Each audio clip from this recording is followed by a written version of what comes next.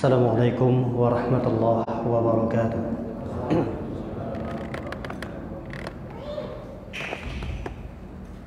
Innal hamdalillah nahmaduhu ta'ala wa nasta'inuhu wa nastaghfiruh wa na'udzu billahi min shururi anfusina wa min sayyiati a'malina.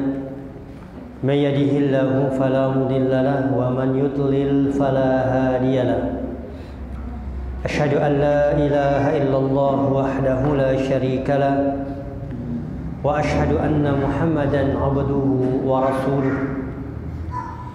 Ya ayyuhalladzina amanu taqullaha haqqa tuqatih wa la tamutunna illa wa antum muslimun, amma ba'du. Hadirin wal hadirat, jamaah sekalian rahimani wa rahimakumullah. Alhamdulillah, pada malam hari ini Allah Subhanahu wa taala kembali memberikan kepada kita kesehatan, kesempatan untuk senantiasa kita beribadah kepadanya, yang ini merupakan kewajiban yang primer untuk beribadah kepada Allah Subhanahu wa taala.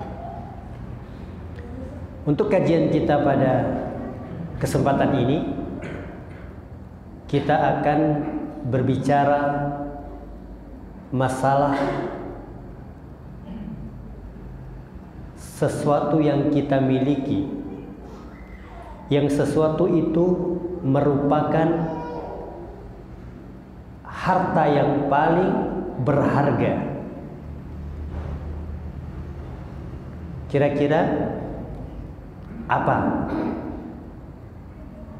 yang kita miliki dan itu merupakan sesuatu yang paling berharga yang kita miliki? Apa kira-kira? Anak. Kedua, nikmat. Ketiga, iman. Ya, ketiga, keempat. Baik.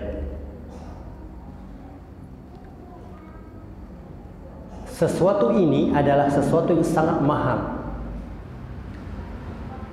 Oleh karenanya, kita kalau sesuatu yang mahal, sesuatu yang berharga, tentunya kita ketika mencarinya bersungguh-sungguh. Ketika sudah mendapatkannya, kita harus menjaganya dengan penjagaan yang maksimal. Apa itu? Dia itu adalah hidayah. Mungkin kita tidak menyadari dalam kehidupan kita ini ada sesuatu pemberian yang Allah berikan kepada kita. Ternyata pemberian itu adalah pemberian yang begitu mahal dan berharga. Dan terkadang di antara kita tidak merasa kalau itu adalah sesuatu yang paling berharga, yang sangat mahal nilainya.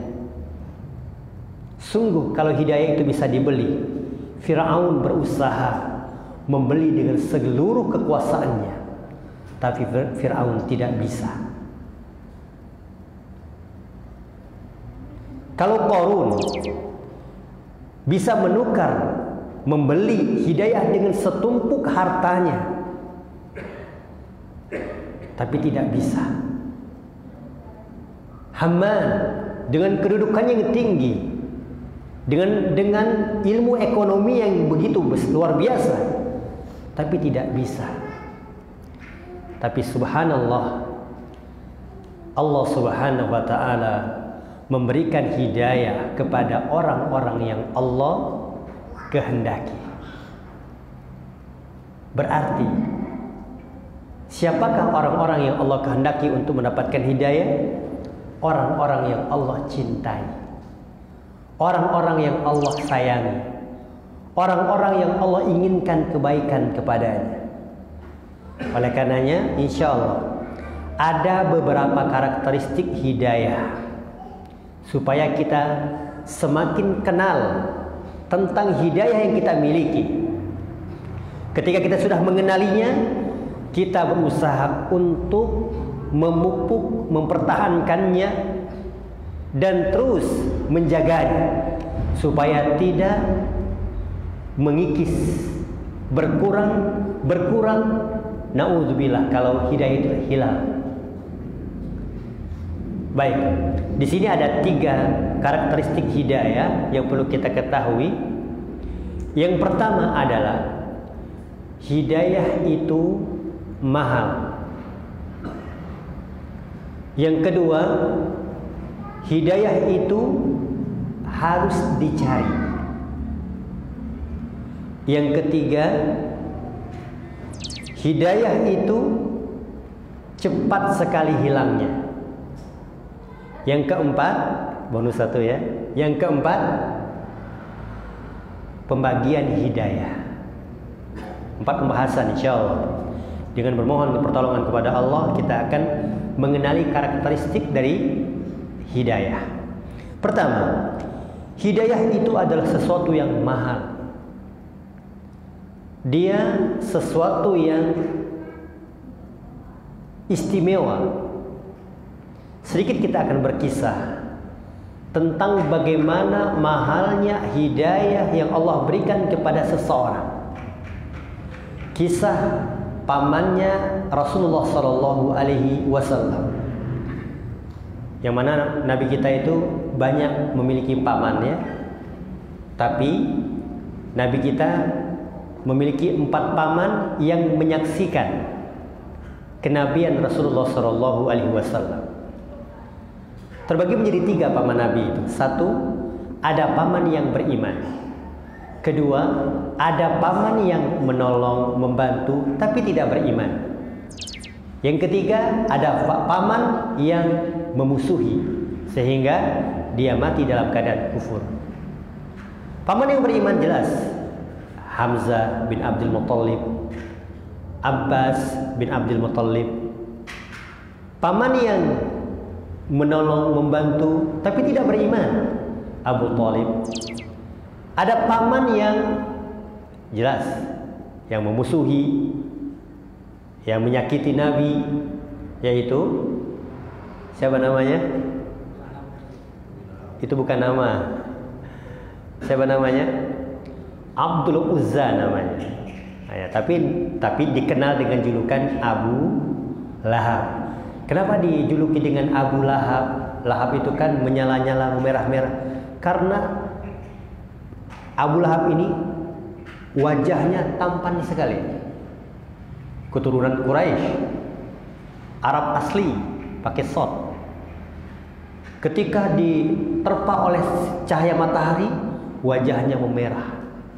Saking apa? Langsat kuningnya.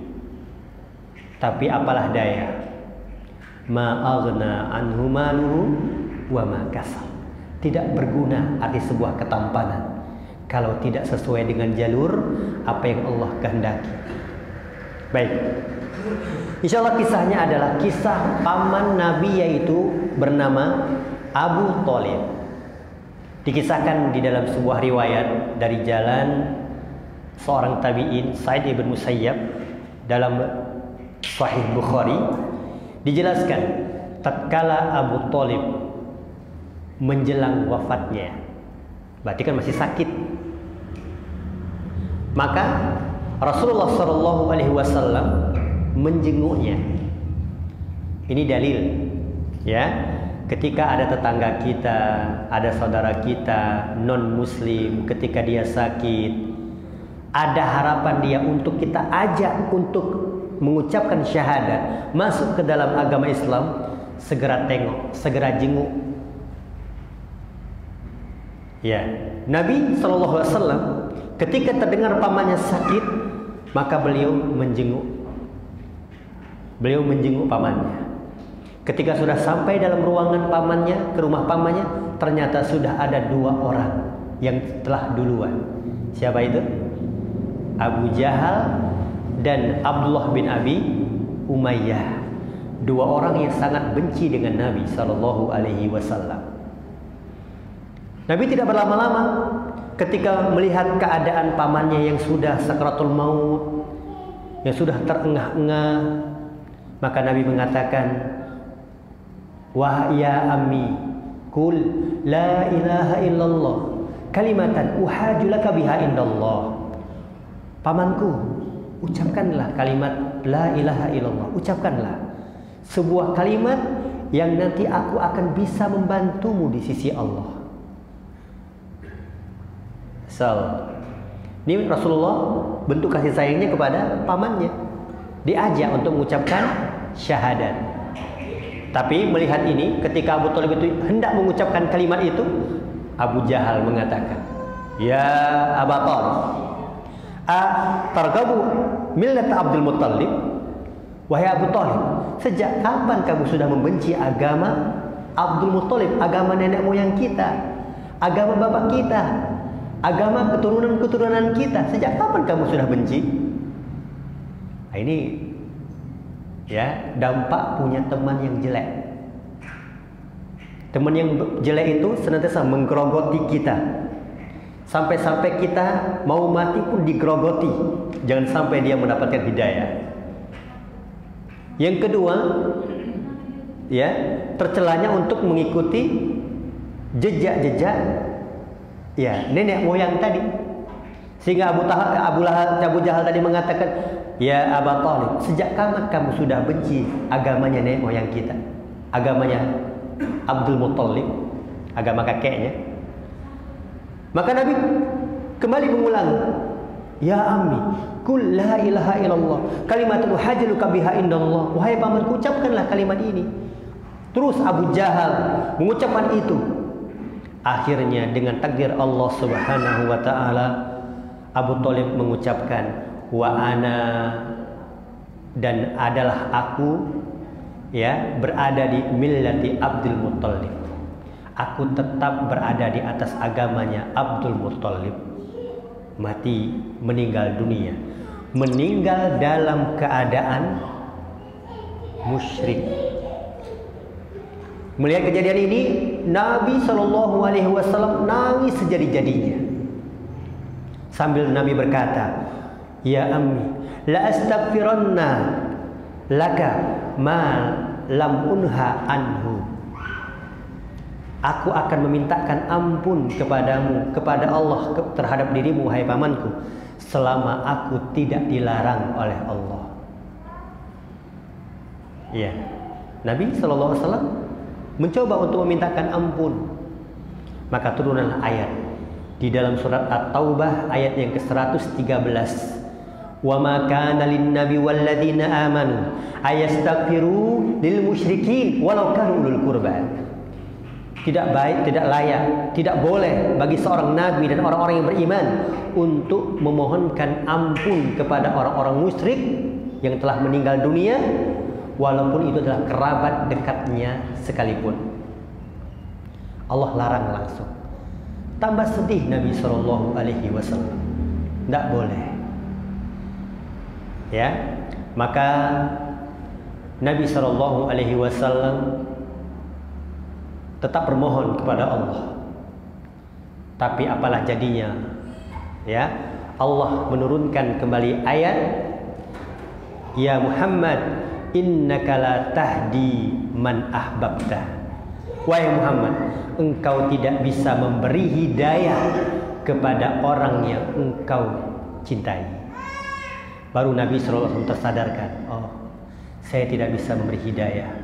Yang memberikan hidayah itu hanya Allah Subhanahu wa ta'ala.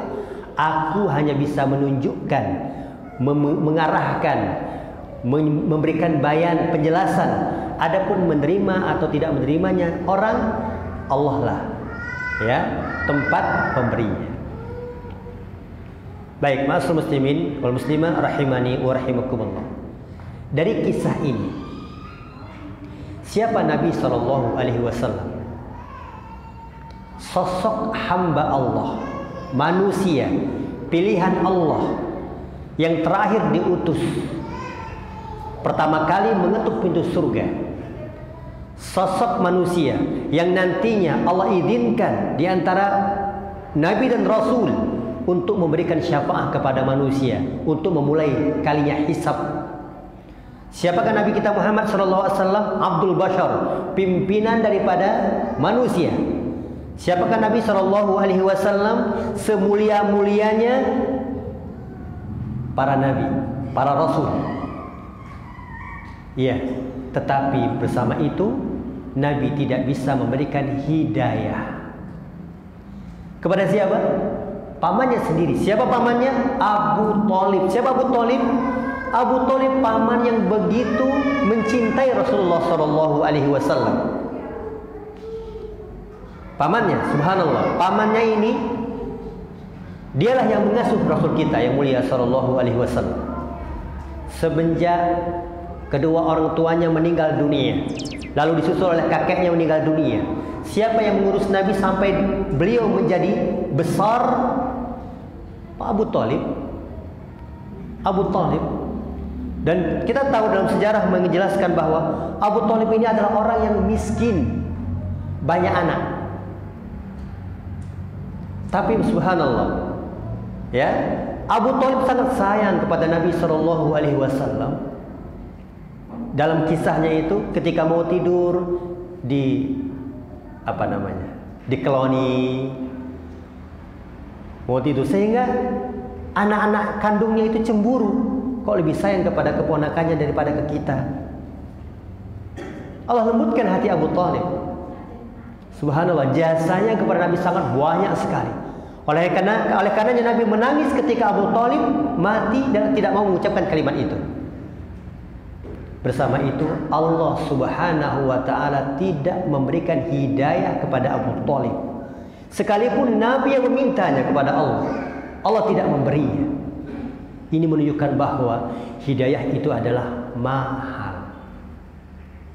Yang meminta siapa? Manusia yang paling afdal, Rasulullah. Yang dimintai siapa? Manusia yang paling banyak jasanya kepada kehidupan Nabi, Abu Thalib. Bersama itu Allah tidak memberikan hidayah kepadanya. Berbeda dengan kita. Apa jasa kita terhadap Islam? Sedikit. Kalau kita bilang nggak ada sedikit jasa kita terhadap Islam. Itu pun kalau kita ingin berderma terhadap agama Allah ini, kita ingin upah. Kan begitu. Kita ingin disegerakan balasannya. Tapi bersama itu juga, bersama kepakiran kita, kemiskinan kita terhadap agama Allah ini, Allah dari atas sana memberikan hidayah kepada hati kita. Ini membuktikan apa? Allah Subhanahu wa ta'ala itu sangat lembut pemberiannya kepada kita. Halus sekali. Makanya kita banyak berpikir, subhanallah, di luar sana jutaan manusia Allah tidak beri hidayah.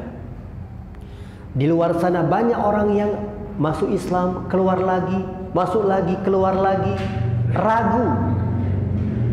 Adapun kita subhanallah, lahir tinggal di lingkungan yang mereka sholat, yang mereka puasa, orang tua kita masya Allah sholat juga, teman-teman kita muslim, di negara kita aman, adzan berkumandang di mana-mana, pengajian tidak ada yang menjaga, kita mau sholat semaunya, kita baca Quran sekeras mau lirik, terserah kita. Subhanallah, ini adalah hidayah, anugerah yang luar biasa. Lihat di Palestina sekarang, bagaimana mau sholat berhadapan dengan bom, berhadapan dengan peluru. Anak-anak mau belajar Al-Quran, subhanallah, dia ketakutan dengan peluru-peluru musuh. Anak-anak ya di usia itu. Adapun anak-anak kita subhanallah, mereka mau ceria, bergembira, mau main apa, tidak ada yang menakut-nakuti mereka. Bersyukur kembali kita kepada Allah. Hidayah Allah berikan, keamanan Allah berikan. Jangan kita kufur terhadap nikmat. Kita banyak-banyak harus apa? Mensyukuri nikmat Allah Subhanahu wa ta'ala yang banyak. Karena apabila kita bisa bersyukur kepada Allah, maka Allah akan memberikan kepada kita keluasan untuk mengibadahinya. Orang-orang yang tidak pernah bersyukur itu orang-orang yang tidak bisa beribadah kepada Allah. Itu yakin. Ini kaidah. Orang-orang yang tidak pernah bersyukur kepada Allah, dia tidak akan pernah mampu beribadah kepada Allah. Makanya Allah katakan, ya, washkuru ni'matallahi in kuntum iyyahu ta'budun. Bersyukurlah kalian kepada Allah jika kalian benar-benar beribadah kepada Allah. Kalau tidak mau bersyukur, berarti kalian tidak akan pernah mampu beribadah kepada Allah. Nah, jadi Bapak sekalian rahimani wa rahimakumullah, sekali lagi hidayah itu sangat mahal. Sadarilah, harus kita pelihara hidayah ini. Harus kita bermohon terus supaya ada di dalam jiwa-jiwa kita. Harus kita terus pupuk supaya dia subur dalam jiwa-jiwa kita. Nah, ini yang pertama, bahwasanya hidayah itu adalah mahal. Yang kedua, hidayah itu harus dicari. Harus butuh apa? Pengembaraan untuk mencari hidayah. Ya. Sebuah kisah yang mungkin kita sudah tahu semua kisahnya, ya. Seorang sahabat yang bernama Salman Al-Farisi. Salman, kenal semuanya Salman. Dia itu dari Persia. Persia itu kalau negaranya sekarang itu negara Kazakhstan begitu, yang Tantan begitu. Nah, itu Persia di situ. Nah, di situ beliau tinggal aslinya. Salman ini asal agamanya adalah Majusi, penyembah api. Ya, beliau punya ayah, yang ayahnya ini tugasnya adalah untuk memelihara api. Kalau padam, mati Tuhan mereka. Maka jangan sampai apa? Padam nih apinya, maka dijaga. Dan ayahnya ini sangat sayang dengan Salman. Ya, anak laki-laki yang nanti kalau ayahnya sudah tua meninggal, yang mewarisi siapa? Ya, anak laki-lakinya. Sampai-sampai Salman ini bagaikan wanita yang dipingit, nggak boleh keluar. Ya, wanita dipingit, nggak boleh keluar.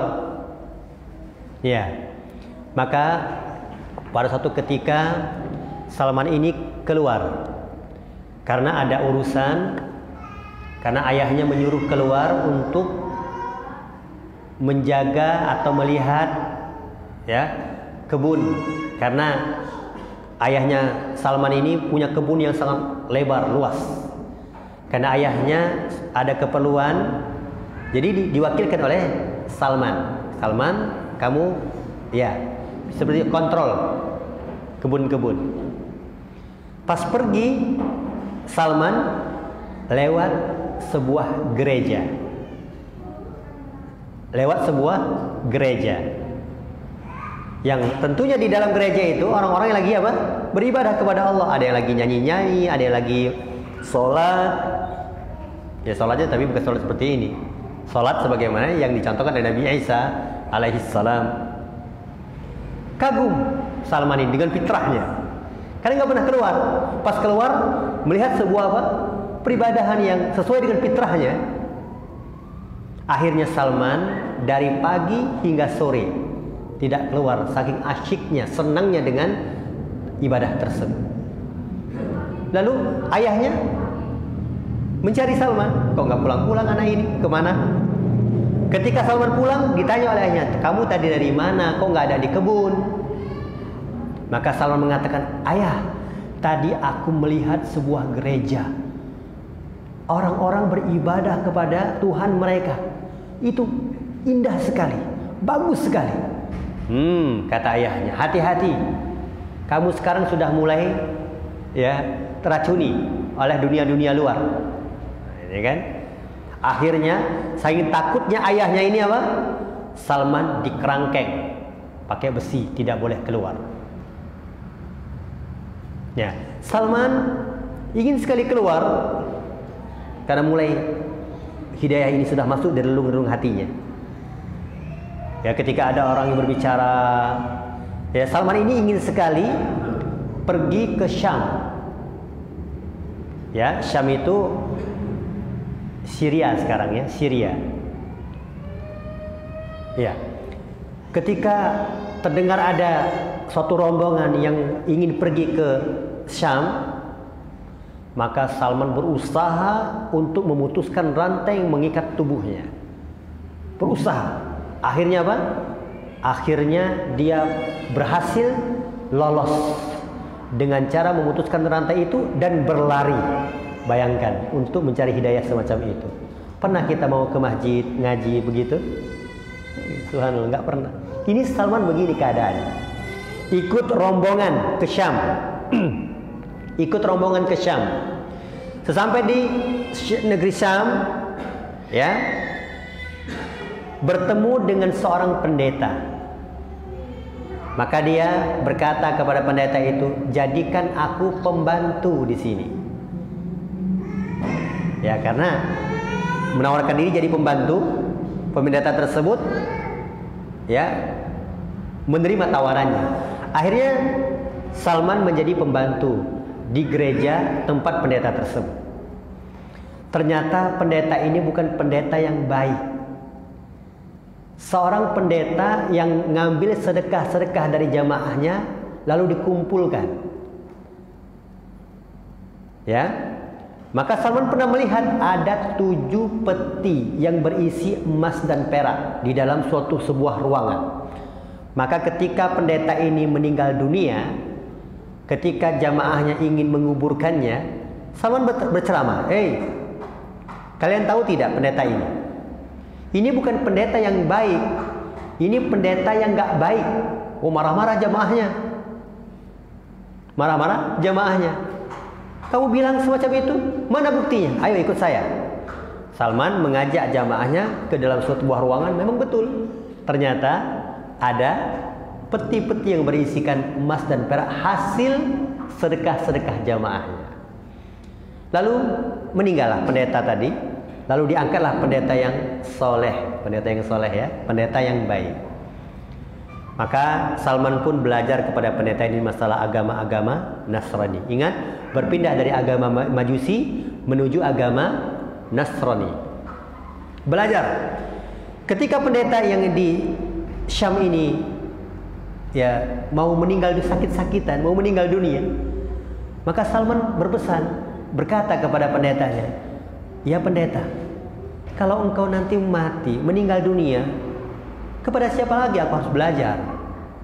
Maka pendeta tersebut ya berwasiat kepada Salman, menurut saya tidak ada orang yang lebih alim lagi di kota ini. Ya, yang ada hanya di kota Mosul, yaitu apa? Di kota Irak, di negeri Irak. Di situ ada pendeta yang bagus. Pergilah engkau ke sana. Mati pendetanya, bayangkan dari Syria menuju Irak. Ya, tentunya apa? Menuju Irak. Sampai di Irak, Salman kembali bertemu dengan pendeta tersebut. Lalu belajar. Ya. Sakit lagi karena pendeta-pendeta sudah pada tua. Sakit lagi. Salman bertanya lagi, kalau engkau nanti mati, kepada siapa lagi aku harus belajar?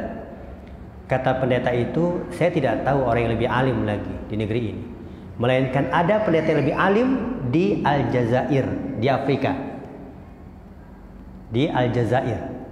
Bayangkan, dari Irak pergi menuju Aljazair, Afrika. Pakai pesawat? Pakai apalah? Bis? Ya, jalan kaki, subhanallah. Pengembaraan Salman. Setelah sampai di Afrika, bertemu dengan pendeta tersebut. Ya, bertemu dengan pendeta tersebut. Belajar, sakit lagi. Bertanya lagi, kepada siapa lagi aku harus belajar, wahai pendeta? Kata pendeta tersebut, saya tidak tahu orang yang lebih alim di negeri ini, melainkan ada yang lebih alim di Amuria. Amuria itu di Romawi, Amerika lah dalam bahasa kita, Romawi. Dari Afrika terbang kembali ke Romawi. Subhanallah. Dari mana tadi? Dari Persia menuju Syam, menuju Irak, menuju Afrika, menuju Romawi. Antar benua sudah. Ya. Setelah sampai di Romawi, dia bertemu dengan pendetanya. Salman ini bekerja menabung sehingga terkumpullah ya ternak. Kalau dulu kan tabungnya itu berupa ternak, unta, kambing. Ya, menabung banyak, alhamdulillah. Kemudian pendeta yang di Romawi ini sakit lagi. Dan Salman bertanya, "Wahai pendeta, kalau engkau mati, kepada siapa lagi aku harus belajar?" Kata pendeta itu, "Aku tidak tahu lagi orang yang lebih alim di masa ini, melainkan ada sosok manusia yang dia itu diangkat oleh Allah menjadi seorang nabi. Nabi ini tinggal di sebuah daerah yang banyak pohon kurmanya. Kemudian tidak mau menerima sedekah dan mau menerima hadiah. Kemudian Nabi ini di bawah lehernya, di atas punggungnya itu ada bunlalat, tai lalat yang ada bulunya sebesar dirham, koin gitu. Itu tandanya mati pendeta ini. Ya, singkat cerita. Ini singkat cerita, tapi kalau ceritanya panjang gitu. Ya, ini saya singkat saja. Kemudian setelah itu Salman ingin pergi ke daerah-daerah yang banyak pohon kurmanya. Ya, terdengar ada yang mau ke sana. Ya. Dan Salman berkata kepada orang yang mau pergi ke sana, ke Timur Tengah lah, daerah gurun Arab begitu ya. Tapi belum ada nama dahulu. Maka kemudian Salman berkata kepadanya, "Aku ikut ya, sebagai upahnya nanti ambillah semua hewanku ini, unta, kambing ini, upahnya, ongkosnya, ambillah." Nah, kemudian setelah sepakat, di tengah perjalanan ternyata orang Arab ini, ya, orang Arab yang membawa dia ini bukan orang Arab yang baik ternyata. Di tengah perjalanan, ya, hewan-hewan milik Salman tadi diambil dan Salman itu dijual menjadi seorang budak. Ini perjalanannya. Dijual menjadi seorang budak, bayangkan. Budak barang. Nah, ternyata yang membelinya ini adalah seorang Yahudi. Seorang Yahudi yang membelinya. Seorang Yahudi ini punya paman yang pamannya itu tinggal di kota Madinah. Subhanallah. Tinggal di kota Madinah. Ternyata Salman ini ingin dipekerjakan kepada pamannya tinggal di kota Madinah. Akhirnya orang Yahudi ini membawa Salman ke kota Madinah. Subhanallah, ya Allah menunjukkan seperti itu. Nah, kemudian setelah sampai di kota Madinah, Salman melihat, ini pohon kurmanya. Ini negeri yang banyak pohon kurmanya. Mungkin di sini katanya Nabi itu berada. Ini satu, gitu kan, satu ciri. Ya, aku akan bertemu dengan Nabi tersebut. Nah, biasa Salman dipekerjakan oleh pamannya, ya kan, orang Yahudi ini. Kata Salman, ketika aku sedang berada di atas pohon kurma, pamanku ini lagi ngobrol kepada keponakannya. Apa kata keponakannya? "Paman, hati-hati. Di sini ada orang yang mengaku nabi yang katanya membawa ajaran baru. Hati-hati." Nah, didengar oleh Salman dari atas. Kata Salman, "Aku mendengar berita itu hampir-hampir aku jatuh. Saking kagetnya. Kaget bercampur bahagia. Akhirnya aku turun dari tempat memanjatku. Turun dan aku bertanya kepada majikanku, 'Tadi apa yang kau bicarakan berdua?' Langsung dipukulnya oleh, 'Kerja kamu, urusan apa kamu?' Subhanallah, untuk mencari hidayah, Pak.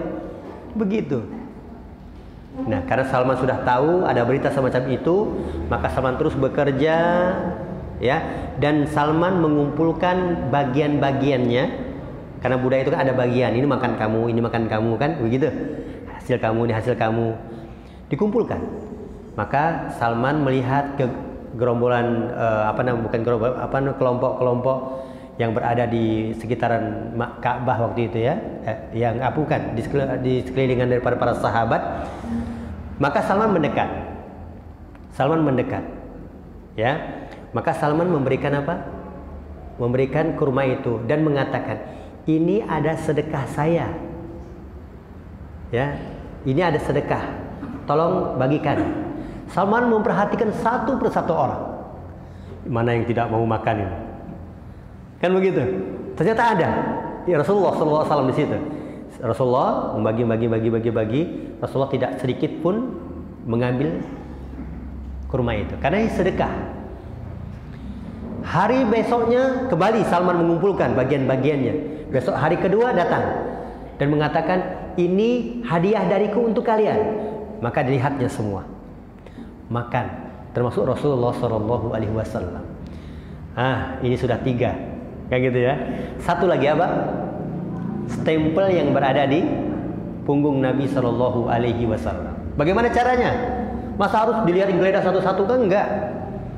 Maka Masya Allah, ya, ketika Rasulullah SAW berada di perkuburan Baqi, Nabi itu memakai pakaian seperti pakaian ikhram begitu, 2 lembar pakaian dililitkan dan diselendangkan begitu. Itu biasa Nabi SAW, seperti ikhram begitu. Maka Salman ini, ketika Nabi SAW duduk dikelilingi oleh sahabatnya, Salman berusaha untuk mendekat di belakang Nabi SAW, ya, dan melihat kepada punggung Nabi SAW. Dan ternyata itu Nabi itu sudah tahu gelagat-gelagatnya Salman. Maka Nabi sengaja menurunkan ridanya selendang tadi, dan jelas sekali terlihat oleh Salman ada stempel seperti apa? Koin yang berbulu. Maka melihat ini Salman langsung apa yang dilakukan pertama? Memeluk Nabi SAW. Bayangkan coba, dari mana tadi? Persia ke Irak, ke Afrika, ke Romawi, dijual, kan begitu, ya, dibohongi. Subhanallah. Bertemu dengan tujuannya. Maka menangis sejadi-jadinya di antara Salman Al-Farisi ini di hadapan Nabi SAW. Maka Nabi bertanya, dari mana kamu? Maka Salman diceritakan. Makanya lahirlah hadis ini. Ya, Salman sendiri cerita. Nabi kagum dengan perjalanan ini. Perjalanan untuk memburu hidayah. Perjalanan apa? Untuk mencari hidayah. Luar biasa, antar benua, antar pulau, antar negara. Susahnya luar biasa. Maka kata Nabi SAW, Salman, ceritakan ceritamu ini kepada seluruh sahabat yang kau kenal, kau jumpai. Subhanallah. Nah, ini subhanallah, ya, sedikit berarti hidayah itu harus diburu, dicari.